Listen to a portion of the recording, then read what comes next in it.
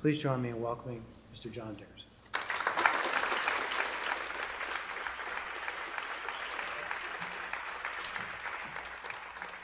Good evening, everyone. Thank you, Dr. Evans. Let me just put this over here. I am a political journalist, and I'm not going to be talking about politics. So, good night, everyone.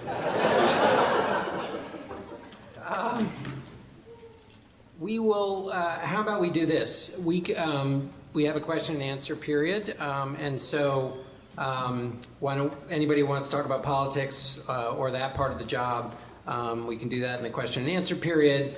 And I'm going to talk slightly about something, well, not slightly, I'm going to talk about something else. I'm always, I'm always a little nervous. I talked to some students earlier today about speaking in front of college students in particular, because you're supposed to know your audience. And I have roughly college-age kids, and I don't know my audience at home. And they remind me often that I don't know anything about them. So I was a little nervous. I didn't realize there was an Olympic eye-rolling team until my kids were picked for it, which is known as a dad joke, which is like mom jeans or dad bod, neither of which is a compliment. Anyway, I'm gonna soldier on. One thing that gave me some hope, though, was that the students I met with today had great questions. All of them were great and interesting, and sometimes you worry there won't be enough to talk about, and we ran long. So that's a testament to the university, and I'd like to thank you all for having me here, and also like to thank Dean Terrebonne for shepherding me around today expertly, and the Fischer family. I met many of them. There are many of them, and I feel like I might meet even more. What I'm going to talk about is being not so much a journalist, but being a human being. Because we are also human beings, despite some of what you may have heard. And the story starts like this. It's Christmas Eve, and when I was younger, on Christmas Eve was the night I decided to buy presents for my family. My brother, who was 5 years older than me, would come home for college, and we would go and buy presents for the family, each of us, for the people that we presumably loved, although deciding to choose to buy them presents the day before Christmas was not a sign of that. We would go out. I have 3 sisters, a brother, then a mom and a dad, and some other people, and we would go speeding through the various malls to try to find presents. Not that we would both give to them, but that we would each buy presents for people. This is a very bad way to buy Christmas presents. But what it does is, in that state of panic, everything that you see, first of all, the clock is ticking, there's nothing on the shelves, and you've got to buy something for dear old mom and dad. The state of panic makes everything you look at look like a possible gift, because you're so desperate to get one. Who wouldn't love a snow shovel? Dad would look great in a bracelet. So you really press the bonds of family love when you ask someone to open a present that's a scented candle of the last scented candle on the shelf. I didn't even know they came in guacamole scent. But this Christmas Eve panic is important because it's a part of an experiment that I am now in the middle of. And the experiment that I'm in the middle of uses that sense of searching, the presentness of a goal in your mind for good, not for that sense of Christmas Eve panic. And so as a part of this experiment today, I wrote a handwritten letter. I expressed my gratitude to a colleague, and I bought my wife some of her favorite tea, and I sent a picture to my children of the two of them together. Now, what kind of experiment is this? Well, the experiment really is more of an assignment, and it was given to me by a man named Marshall Goldsmith. He is an executive coach. Maybe some of you know him. He works with very high-powered CEOs, and he writes best-selling books. One of them is called What Got You Here Won't Get You There. And a friend of mine suggested it to me when I became host of Face the Nation, because she had gotten a promotion in her job. And the conceit of Marshall Goldsmith's book is that success is an impediment. So, which doesn't make any sense, right? You're successful, you get into a new job, you just do more of what you were doing before, and you'll be even more successful. And that's, his argument is no. That what happens when you get successful is you get locked into doing things a certain way. And what was useful in your previous job, you've been given more responsibility, but you've also been given a new field of operation. And that requires a kind of openness and a kind of searching and risk-taking that you don't want to do any of that because you now have all this responsibility. So you just want to do what's comfortable. But his argument is that actually ends up being what limits you. And I was interviewing him because this book that I wrote called The Hardest Job in the World is about the presidency. It's not about this president in particular, it's about the entire office. And the idea is the office has gotten more complex, and we can talk about that in the questions if you'd like, but also that the job is different than the thing we talk about during presidential campaigns. And we're seeing that in real time now. And I wanted to talk to him about how you would be executive coach to the president, should you want to do that.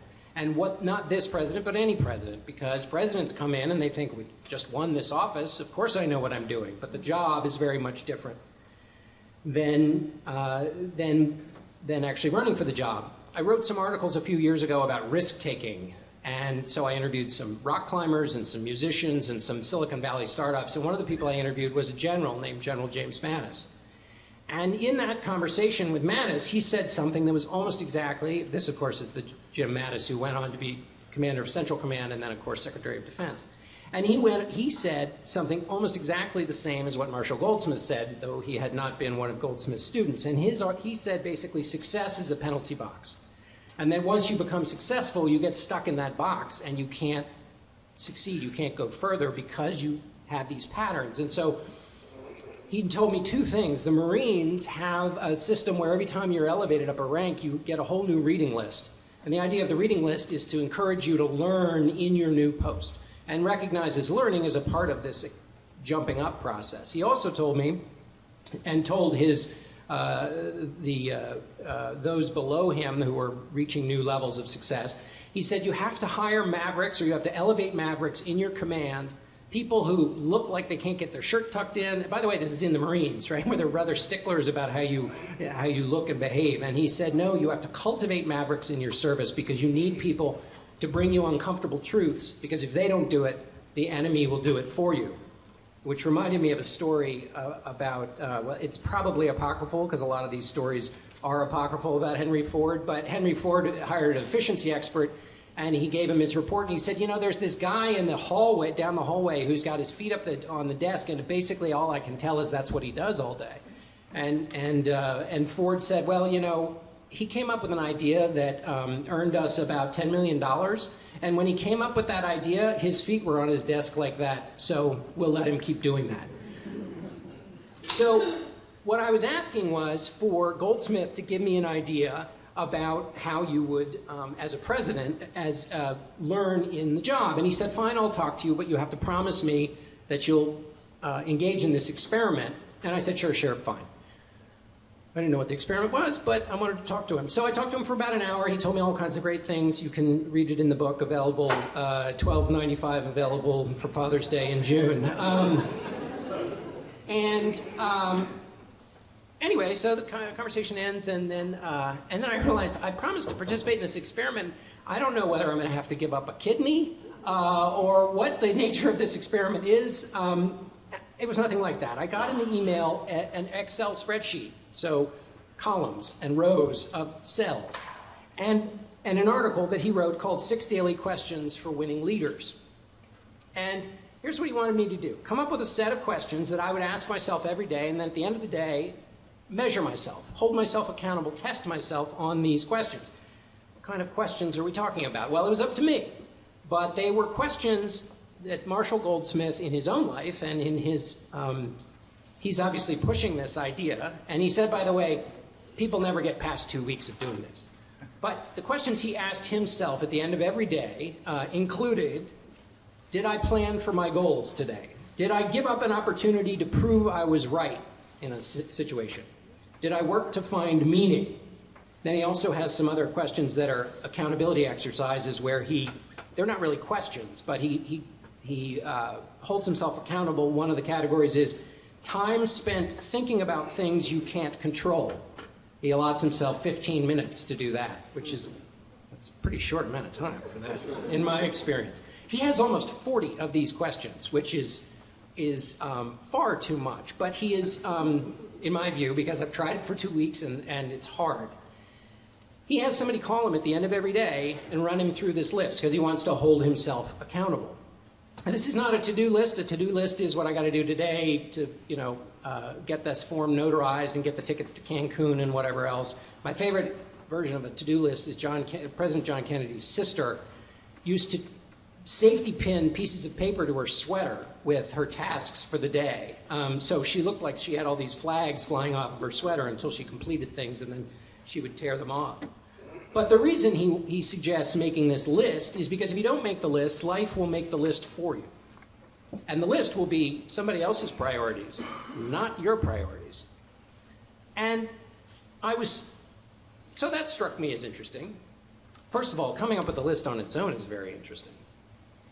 And we'll get back to that in a minute, because what would you want to do every day to make your life better? It rather makes the day, we live our days, they just kind of tumble by. But once you think about it in those terms, you start to get at the really big questions. David Brooks's way of sorting these kinds of questions is, what do you want them to say in your eulogy, not what do you want to have on your resume? Well, once you start thinking about that and thinking about what you can do every day to reach those goals, you tend to the room gets very big. But let's go back to the list that's made for you if you don't have your own list. One of the things I came across in the book was looking at politics in America and the way in which it's tracked American consumer trends.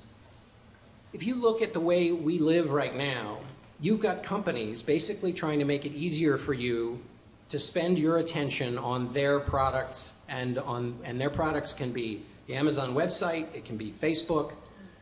They are trying to get you to spend as much of your time with them as possible. And those companies also include media companies. And you know what this feels like. And you can put the needle on the record player down wherever you want in terms of where this started. Some people would say it was credit cards. What did credit cards do? They made the transaction frictionless. So you got the flat screen TV and you didn't have to worry about whether you had money for it. That day would come another day. And there's been a foot race to basically provide us with either entertainment or products and defer the fussiness and the friction till some other day.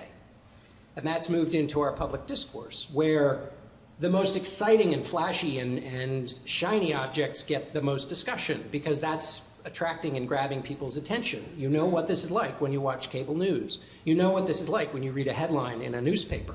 There is a fight for your attention, and it's winning. And why is it winning? Well, in part because we've all become rather addicted to having things be easier for us than hard. You know this, you may be feeling this right now. Somebody goes on too long, you've got a phone in your pocket with endlessly interesting things in it. New emails, new news alerts, there's a score of some game somewhere that you could be fascinated in. We have ways to no longer keep from being bored. But we also know that focus and direct attention to things is what allows us to actually succeed and get things done. So this is a challenge of our political life at this moment. And how do we get it back? Well, I wrote a long article about the idea of restraint.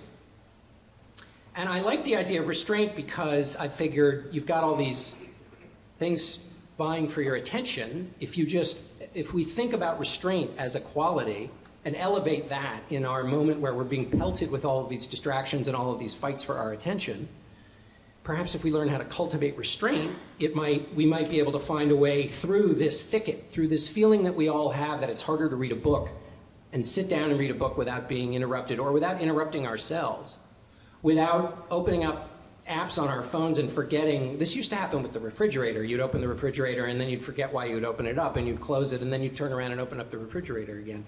This happens with people now with their phones, and if it doesn't happen to you and you don't find yourself and your attention shredded, then run, because people are coming for you to shred your attention for you. Because if you're in this distracted state, they can get you to watch their television program. They can get you to switch toothpaste.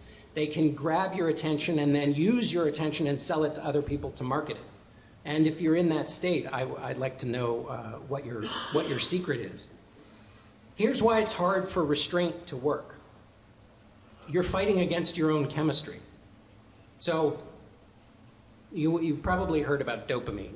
So in studying politics, the same thing, the same consumer skills that Facebook and YouTube and all these other, Twitter, what they use is our natural desire for these little hits of dopamine. And dopamine essentially is the binding agent that locks up the consumption. And it's the little boost of happiness that we get when if we're on social media, we get something that somebody likes that we posted, a picture of our grandchild, and our friend from high school thinks the grandchild looks lovely. That gives us a little hit of dopamine. And later in the day, we want that hit again, so we go back to Facebook.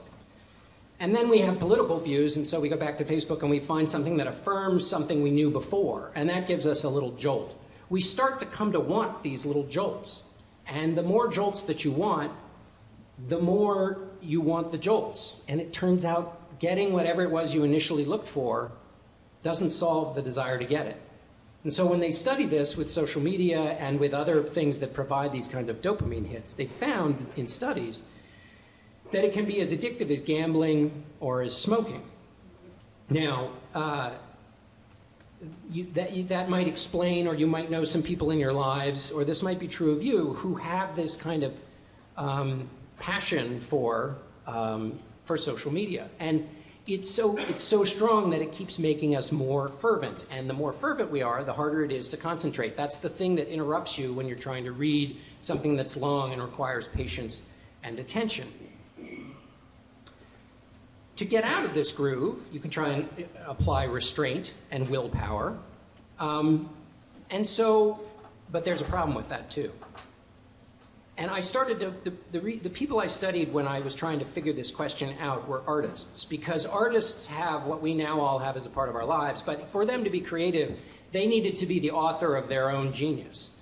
They had to follow their passion wherever they wanted to, which is essentially the marketplace that I'm talking about, where transactions become so frictionless, we are allowed to follow our bliss as we wish, whether it's in purchases we make, or arguments we follow, or things online that we find interesting, or movies we stream instead of doing something that might require more attention and might be more ultimately fruitful. Well, artists are the ones who've always had to deal with this problem, because they've got free reign to do anything. Except that the artists, that if you study them, the thing they hate the most is that freedom. Frank Gehry, who's the famous architect, said that the toughest job he ever worked in was one where they said, you can do whatever you want. He said, I had a horrible time with it. I had to look in the mirror a lot. I said, who am I? Why am I doing this? What is this all about? He said, it's better to have some problem to work on. I think we turn those constraints into action. Another example of this, Dr. Seuss, the famous Cat in the Hat, is so great because he was given 200 words to use. He couldn't use any others. He went nuts at first because he thought, I can't do it. And then it was those limits, those constraints on his freedom creatively that created Cat in the Hat. Thelonious Monk gave his advice to his saxophonist, Steve Lacy, and it was this: don't play everything or every time. Let some things go by. Some music just imagined. What you don't play can be more important than what you do. The idea there is that unlimited freedom is messy. So create constraints for yourself, because that creates better jazz. So when we don't have a list, there are no constraints. If we don't create the list that Marshall Goldsmith is talking about. And this has created something called Sunday neurosis, which is the psychological condition that comes from not knowing what to do on a Sunday, because you have all of this freedom. And so there's a famous psychologist who wrote a book called Flow, which is about the idea that when you're truly engaged in meaningful, purposeful work, you're in a state of flow, which means you don't even know you're doing it. You're so engaged. And the psychologist is named Mihai Csikszentmihalyi, and he said, to make the best use of our free time, one needs to devote as much ingenuity and attention to it as one would one's job. Active leisure that helps a person grow does not come easy. Well, this sounds crazy, right? Working hard to be at leisure. And yet people find that because of the way their lives are, they are led around in their lives by the pace of things, by the ease of things, by the accessibility and massive choice of things, that they actually are stymied when they find themselves at liberty on a Sunday. So how do we solve this? Well, this is what Marshall Goldsmith is trying to do with his list that you ask yourself about every day. And the reason you have to have a list is that willpower, the thing that you would just tell yourself, look, I'm just going to stop looking at social media. I'm going to stop being distracted by this thing. Willpower doesn't work because it's a muscle. It's like a muscle. So it's finite. So the more attacks on your willpower you get, and everything is an attack on a willpower now. Try to walk through an airport without noticing what's on the television screen, and then try to ignore it, because everything that's on that cable news station is screaming at you to get you to pay attention. So if you try to ignore it, you're using the willpower that you might want to use later in the day. There was for a while, and I don't know if this is still true, but family therapists used to tell couples that were fighting to come home earlier in the day, because the willpower that they were expending at work, if they spent up all their willpower at work, if you believe that willpower is a muscle, and there's some debate about this, but essentially the idea was if you use all your willpower at work, you'll have none of it left when you come home, and then the small irritants that are at the heart of whatever issue you're having will be impossible to manage because your willpower will have been expended. So this is where this list comes in, because what the list does is it attaches your goals about your life to habits. And perhaps you've read any of James Clear's work on atomic habits, or any of the, there's a market now in books about habits, and that's because they are so incredibly powerful.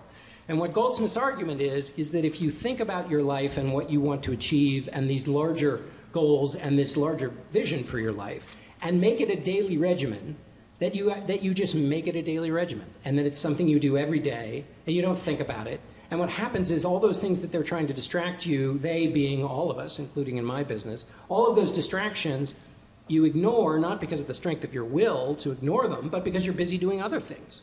And because if you've made your list strong enough, the things that you're doing are things that you want to do. The things that at the end of your day, at the end of your month, your year, your life, your time with your kids at home, before they go off to college, you will have said, I spent that time well. So how do you do that? What was on my list? So why did I write a personal letter? I would like to be in touch with my friends. I don't have time to be in touch with my friends. But we love, I think, we all like getting a personal letter. You don't have to write a lot, because it shows and tells your friends something. So if you say, I'm going to do this once a day, I don't have 365 friends. I don't have 30 maybe friends, so everybody gets a bunch of letters. But it's a way to send a signal to somebody that I care about, in the allotted amount of time that I have. I bought my wife tea. Why? Well, we've been married for 25 years. We've been together for 30 years. We are in certain patterns in our lives. We're incredibly happily married. But she likes a particular kind of tea. And when we were dating 30 years ago, I used to drink coffee from the gas station to stay up and write my papers. And she once went to go find what then was novelty, sort of this special coffee from Kenya. Now you can get it basically in a 7-Eleven, but back then it was a big deal. And this exchange, she doesn't drink coffee, which is very strange, and I haven't figured it out in 30 years, but her love of tea is a particular part of her that I would like to acknowledge in our relationship. And why do I send my children pictures? My children are teenagers, and they are about to leave. And the fastest way to get them to leave a room is to pull out my camera. They are like vampires in this way. You can't, you're not supposed to be able to take a picture of vampires. And I swear if we had to evacuate in a fire, the fastest way to get them out would be to take out my phone. The problem is they're gonna be gone. But why do I send them pictures? Well, their childhood is going to be gone soon. They're going to be off in college, and they are going to be separated from us and from their siblings, unless they go to the same college. And these pictures of when we used to all be together and all the rituals of our lives, I've forgotten them, maybe they have, but they're not quite very real. But they are incredibly sustaining, and they are incredibly powerful, and we're all in the same text chain. We have all these old pictures. So one picture a day reminds, even when I'm on the road, or my wife is, or we're all scattered in our lives, reminds us that we are a unit and that we have all of these shared memories, which I hope We don't know how that experiment's going to turn out. It's going to bind us together in a way, I hope. So all of our life, so far as it has a form, is a mass of habits. That's what William James said. It's not all of our life. Researchers say that about 40%, 50% of what we do is just habits, stuff we just do because it's the way we do stuff. Most of those habits aren't that great. So the idea here is to turn them into something that's better.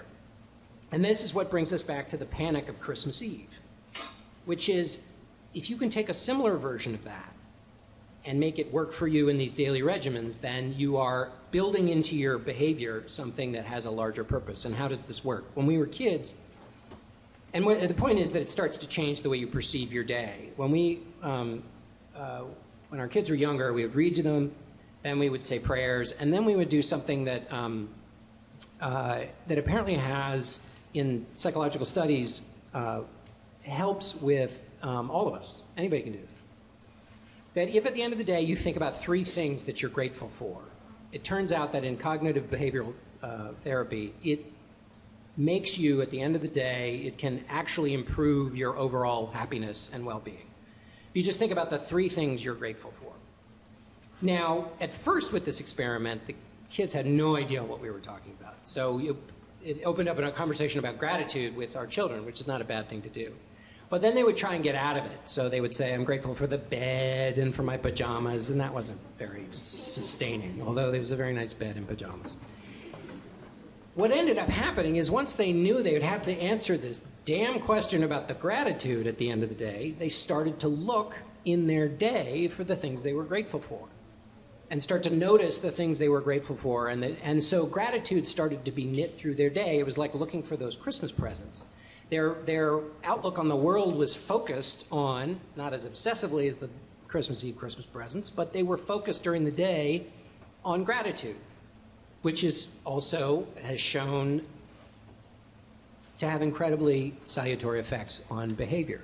So what if you did that with a few things that you cared about? If you did that and were more intentional about your relationships with your family or your relationship with your coworker, or the things that you want to do or have done by the end of your life or have people say about you. My mother was a journalist, and she died 22 years ago, and there are still people. She was the first woman news correspondent for CBS News at a time when no women were on television. And not only were they not on television, in 1952, when she first started out, they said, you can never be on television because women don't have the authority that men have.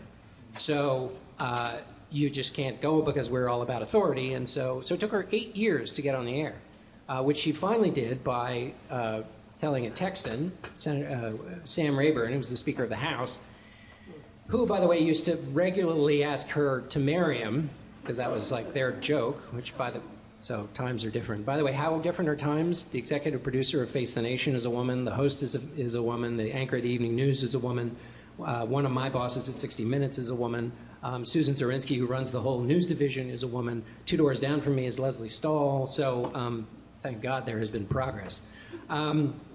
Anyway, all throughout my life, but people have come to me and said, you know, I was an intern and your mother helped me out and she met with me and she sent me a letter. And so I would like to be that kind of person, but I am not that kind of person by my nature because I'm busy and there's lots going on, and in the news business and the news cycle spins faster than the slicer at the deli counter, and so we've got to get things done. But at the end of my career, I would rather have people say that I was the kind of person who was helpful rather than the kind of person who was always fussing about whatever the latest thing was. Though, feel free to ask about the latest thing in the question period. So I would like to be like that, and so I try to weave that into my life as much as it's practical. And if you change this perception, what else would I like to change? I'll give you a few other examples here before turning to questions. I would like to respond with grace more. If you look at politics today and public conversations, the response somewhere switched pretty quickly to questioning everyone's motives or putting the worst gloss on something that somebody said. Now, there's been good reason for this in politics and in the media. We in the media have disappointed a lot of you, and for a variety of reasons, and certainly politicians have disappointed us. But they haven't always disappointed us because they're venal people. They have sometimes disappointed us, and we have been disappointing in the media because the jobs are hard, they're difficult, the picture is moving, the incentives in the business are slightly misaligned. So what if in public conversation, instead of having, and particularly in social media, which as I talked about earlier, is built on the idea that it will pull from us our most passionate emotions. If you look and spend any time in social media, the people who say, you know, life is complex and it is gray and it is full of messy alternatives, they don't get that many followers. But if you say something really mean about some politician or some public figure, you are elevated in the process. And this causes, and it has ruined a number of careers, people to basically act out.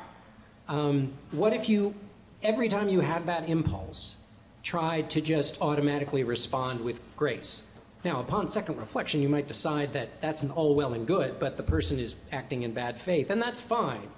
But if public conversation is causing us all to react so negatively, instantaneously, and there is a business where people raise money for campaigns by playing on that idea, or they get you to watch their television or buy their newspaper or sign up for their newsletter based on that idea that everybody on the other side is always acting in bad faith, it's incredibly corrosive. So can you at the end of every day say, did I respond at least once, one time to somebody?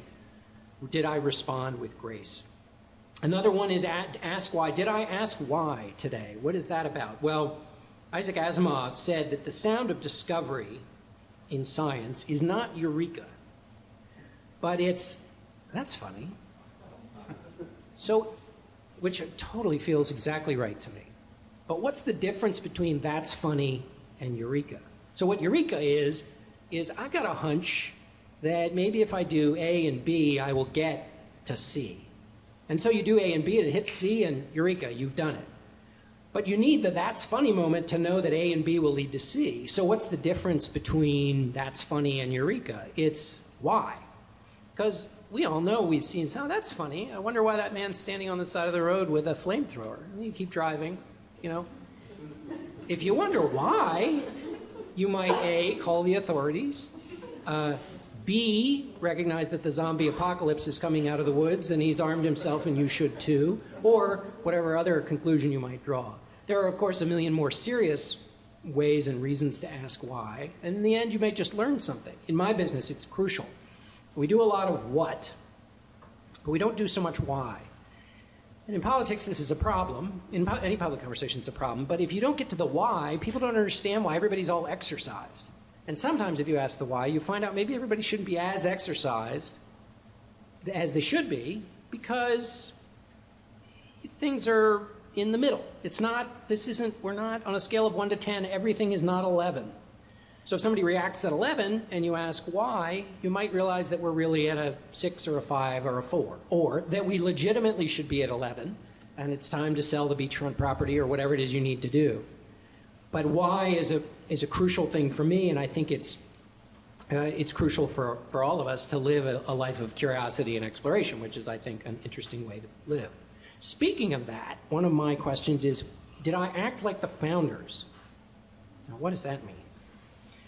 So during my work on my book, I spent a lot of time reading about the Constitutional Convention, the hot months that all those men spent in Philadelphia. And it was particularly hot that summer, and they made it even hotter because not only were they wearing all of those layers of clothes and the powdered wigs and all of that, there was no air conditioning, and they nailed the windows shut. Why did they nail the windows shut? Because the whole thing took place in secret.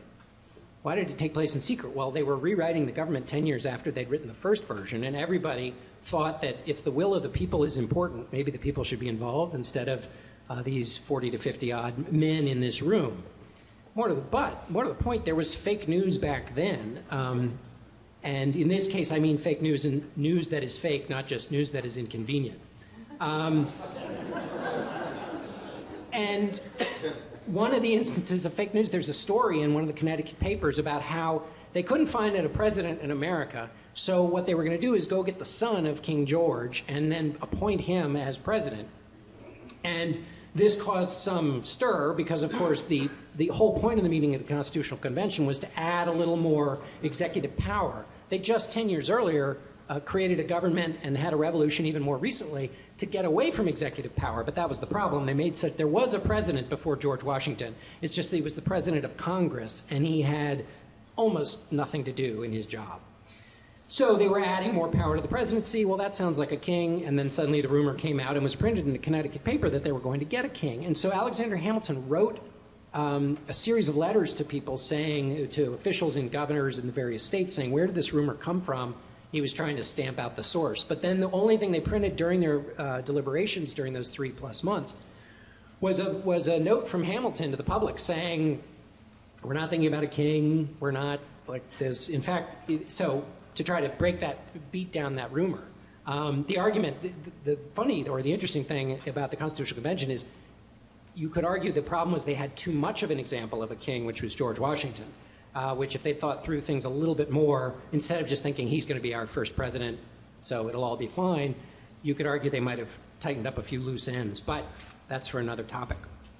What does it mean to think like the founders? The person who got to write the final copy of the Constitution and take in all of the different arguments, and they were long and tedious and sometimes heated, was a man named Gouverneur Morris, who was a delegate from Pennsylvania. And he was picked, James Madison, who took notes on all of this. Thank goodness, even though it was secret, he took notes. And he wrote that Gouverneur Morris was picked because he had a candid surrender of his opinions when the lights of discussion satisfied him that they had been too hastily formed, and a readiness to aid in making the best of measures in which he had been overruled. Can you imagine in politics today if somebody was elevated because they said, the other guy has a good argument, or said, that thing I really believed before, I've changed my mind, I've been convinced. And that not only somebody, A, ever acted that way, but then B, was elevated to be the chief, basically the final wordsmith on the Constitution, which was incredibly important, and they've been debating what Gouverneur Morris wrote, particularly about the presidency, ever since. But that was an elevated idea. Now, what's interesting about this, particularly interesting about Gouverneur Morris, who was himself a fascinating character. He was a cad. He had a peg leg. It's a shock that there hasn't been a musical or at least some local dinner theater about him somewhere. Morris was no wishy-washy chicken bone softy. He gave one of the most stirring, if not the most stirring, argument against slavery and writing slavery into the Constitution of anybody there. It's a profound and excoriation of the slaveholders in the room and the way that was dealt with in the Constitution. So here, on the one hand, was a man of conviction, but also somebody who showed this sense of intellectual honesty and was able to change his minds. This is a big challenge for us in our modern life right now. The biases we all have, both conscious and unconscious, and our inability to change our mind. You've probably all heard about the psychological studies that show when people hold a belief and then are told the opposite of that belief, they tend to double down on the original belief and not be convinced about the new thing they've learned, which totally contradicts the original opinion. There's a new book out called The Enigma of Reason that basically argues the point of reason is actually not to look at a whole list of evidence and then come up with an idea that's the best distillation of that evidence, and that's not what reason's for. That reason is actually a survival mechanism, which is we do what our impulse tells us, and then we use reason to explain it, to basically come up with justifications, which we thought might have been a modern political idea, but in fact may be the whole reason, the way that our reason was wired, which is, if you're wired that way, that makes it harder to overcome. They did a study. It was a Canadian study, but I think since they're also human in Canada, it probably applies to humans in the United States. But they asked people, they offered people a certain amount of money to read a list of 10 things they agreed with on the issue with same-sex marriage. They offered them more money to read 10 things about same-sex marriage they disagreed with. And they found that a sizable enough majority took less money to read the thing they agreed with. In other words, it was so uncomfortable to read the things they disagreed with that they weren't willing to take the money. Now, obviously, there are limits to this. If they gave you a new car, perhaps you'd read through the list of 10. But what they did find is there is this friction point that exists. So,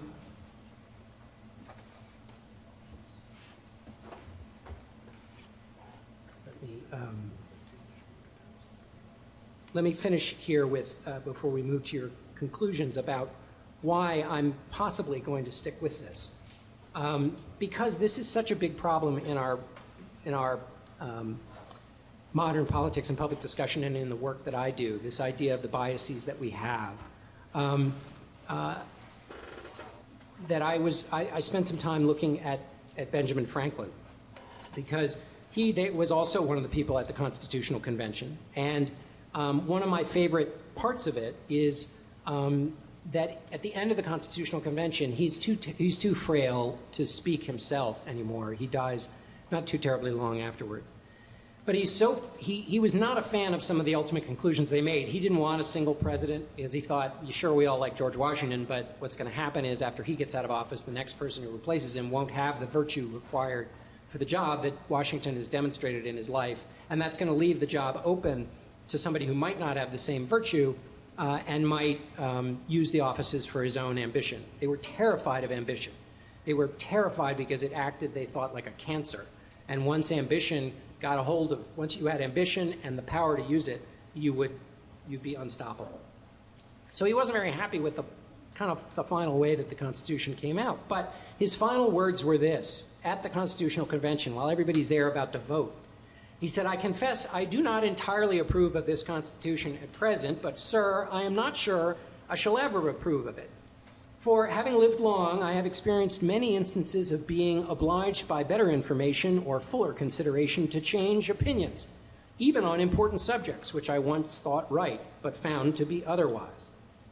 He then goes on and says, "Thus I consent, sir, to the Constitution because I expect no better and because I am not sure that it is not the best." They then vote, they ratify the Constitution, and we've been living under it ever since.